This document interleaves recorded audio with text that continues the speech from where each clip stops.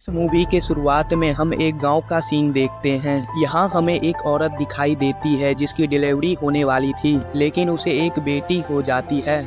इसके बाद उस औरत का पति उस बच्चे को दूध में डुबाकर उसे भगवान को अर्पित कर देता है, क्योंकि इस समय लड़की का होना अपशगुन माना जाता था और इसलिए यहाँ सभी लोग लड़का ही चाहते थे। इस गांव के बगल में एक गांव भी होता है। यहाँ पर एक परिवार में 5 बेटे और राम शरण होता है, लेकिन यहाँ किसी की भी शादी नहीं हुई थी, क्योंकि यहाँ लड़की पैदा होते ही मार दी जाती है। यह लोग काम करने के लिए रघु नाम के एक बच्चे को रखते हैं, लेकिन रघु नीची जाति का था। वही इनका बड़ा बेटा राम शरण से कहता है वह जल्दी से उसकी शादी करवा दे, क्योंकि उसकी उम्र निकल रही है। राम शरण कहता है वह उसके लिए लड़की ढूंढ रहा है, लेकिन इस गांव में तो क्या आसपास के किसी गांव में लड़की नहीं है। यह सुनकर राकेश और उसके भाई खाना छोड़कर चले जाते हैं, लेकिन सूरज यहाँ से नहीं जाता है। इसके बाद सभी लोग एक घर में टीवी देखने के लिए जाते हैं। यह घर सारे गांव का सिनेमा हॉल था। यहाँ पर यह लोग अश्लील फिल्में देखते हैं। इन गंदी फिल्मों को देखते हुए यहाँ के बूढ़े लोग रोने लगते हैं, क्योंकि आज तक इनकी शादी नहीं हुई थी। इस फिल्म को देखने के बाद राकेश के अंदर हवस जाग जाता है और वो बाहर निकलकर जानवर के साथ प्यास बुझाता है। अगले दिन राम शरण पंडित को बुलाकर यह कहता है वह उसके बेटे के लिए कहीं से भी लड़की का इंतजाम करे और वह इसके लिए लाखों रुपए देने को तैयार है। यह सुनते ही पंडित अपने काम में लग जाता है। हम लोग देखते हैं राकेश एक टीचर है। यहाँ स्कूल में पप्पू नाम का टीचर राकेश से कहता है कि उसकी शादी होने वाली है और उसे भी अपनी शादी में आने के लिए कहता है। यह सुनकर राकेश को बहुत ज्यादा गुस्सा आता है और वह गुस्से में एक बच्चे को पीटता है। इसके बाद हम देखते हैं पप्पू की शादी हो रही है और पप्पू का पिता लड़की के पिता को 5 लाख रुपए और 2 गाय दे रहे हैं। इसके बाद दोनों यहाँ पे शादी में मंडप में आते हैं, लेकिन तभी पंडित दुल्हन का पैजामा खींच देता है। तभी सभी लोग यह देखते हैं यहाँ दुल्हन कोई लड़की नहीं बल्कि लड़का है। यह लोग पैसों के लिए लड़का का शादी लड़की बनाकर करवा देते हैं और बाद में पैसे लेकर भाग जाते हैं। इसी तरह यह लोग फिर से भाग जाते हैं।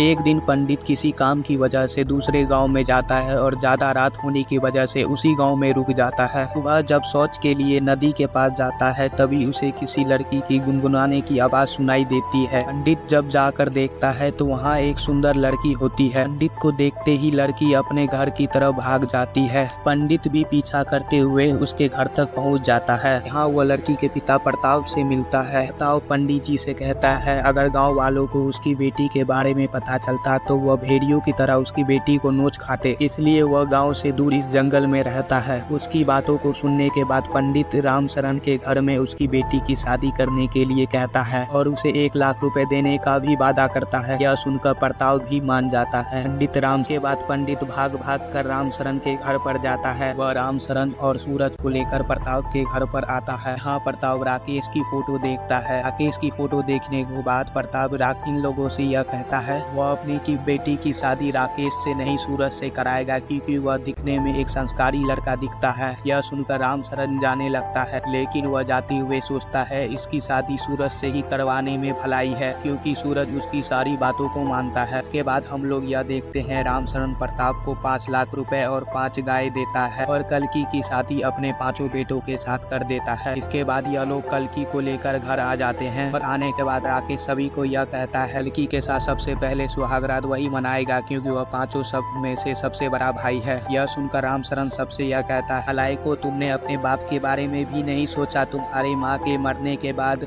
मैंने अपनी जिंदगी कैसे काटी है यह तो बस मैं ही जानता हूँ, इसलिए कल्कि के बाद सबसे पहले मैं ही जाऊंगा। और इसके बाद राम शरण कल्कि के पास जाता है और सुहागरात मनाता है। रात गुजर जाने के बाद कल्कि को मालूम पड़ता है कि रात में उसका पति नहीं बल्कि उसका ससुर आया था। उसके बाद सभी भाई एक एक दिन करके सोते हैं। यह सभी लोग कल्कि को अपना हवस मिटाने के लिए इस्तेमाल कर रहे थे। जब सबसे छोटे बेटे सूरज की बारी आती है तो वह कल्कि के पास जाता है, लेकिन उस दिन कल्कि की तबीयत ठीक नहीं थी, इसलिए उसे मना करती है। सूरज यह सुनकर बाकी की तरह जबरदस्ती नहीं करता, बल्कि यह लोग बातें ही करते हैं और सूरज काम में कल्कि की मदद भी करता है। अब धीरे धीरे यह दोनों एक दूसरे से प्यार करने लगे थे। इसके बाद कल्कि अपने बाकी पति को आसानी से रोकने लगी थी, जिससे राम शरण और उसके बाकी बेटे यह देखकर काफी जलते हैं। यह लोग ऐसा सोचते हैं सूरज सूरज ने ही इनका काम खराब किया है। यह लोग अपनी हवस मिटाने के लिए इतना नीचे गिर जाते हैं जितना कोई सोच नहीं सकता। एक दिन यह चारों भाई मिलकर सूरज को जान से मार देते हैं और अब कल्कि भी बिल्कुल अकेली हो चुकी थी। और इसके बाद रामचरण और उसके चारों बेटे कल्कि के साथ दिन में कई बार जबरदस्ती किया करते थे, लेकिन कल्कि चाहकर भी कुछ नहीं कर सकती थी। एक दिन रघु के हाथों अपने पिता को एक चिट्ठी भेजी, जिसके बाद अगले दिन प्रताप यहाँ पर आता है। हाँ, रामचरण प्रताप को 1 लाख रुपए और देता है, क्योंकि वह भी बिना बताए ही कल्कि के साथ सो रहा था। अपने पिता के पैसों की लालच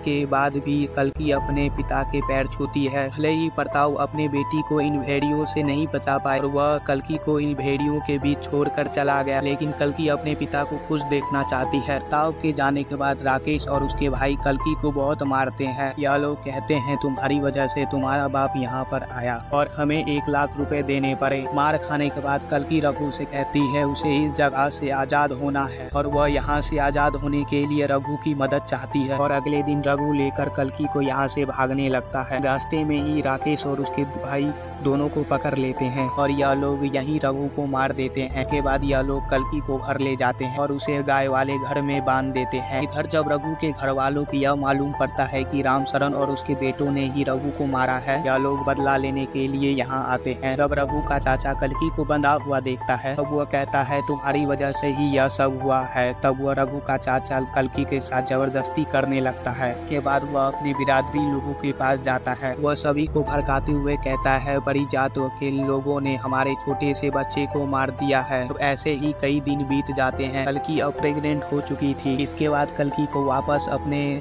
घर में रामचरण रख लेता है। यहाँ पर सभी लोग कंफ्यूज थे कि उस बच्चे का बाप कौन है। हाँ, रामचरण सभी को यह कहता है सबसे पहले उसी ने कल्कि के साथ क्रिया किया था, इसलिए वह यह बच्चा उसी का है। जब प्रेग्नेंट वाली बात रघु के चाचा को पता चलता है तब वह अफवाह फैला देता है कि बच्चे का बाप रघु का भाई है, क्योंकि वह कल्कि को अपने पास रखना चाहता था। इसके बाद यह लोग कल्कि को लेने के लिए रामचरण के घर में जाते हैं, लेकिन गुस्से में आकर रामचरण और उसके बेटे लोगों पर फायरिंग करने लगते हैं। फायरिंग में रघु का भाई मारा जाता है। बचे हुए लोग यहाँ से भागने लगते हैं। राकेश और उसके भाई गन लेकर इन लोगों का पीछा करते हुए यह लोग उनके गांव पहुंच जाते हैं। तभी रघु का चाचा इन लोगों के ऊपर सभी मिलकर हमला कर देते हैं और वहाँ इन सब को मार देते हैं। इस बात से रामचरण को बहुत ज्यादा गुस्सा आता है और वह गुस्से में कल्कि को मनुष्य कहता है। वह जैसे ही कल्कि को जान से मारने वाला होता है तभी उनका नया नौकर चाकू लेकर रामचरण को मार देता है। कई गांव के लोग एक दूसरे से लड़ते हुए मर जाते हैं। हाँ, हम लोग कल्कि को देखते हैं। कुछ दिनों के बाद उसकी एक बेटी होती है, लेकिन वह दुखी होने की बजाय बहुत खुश थी। इस मूवी में इंसानों की हैवानियत को हमें दिखाया गया है। अगर आपको हमारी वीडियो अच्छी लगे तो हमारी वीडियो को लाइक सब्सक्राइब करिए।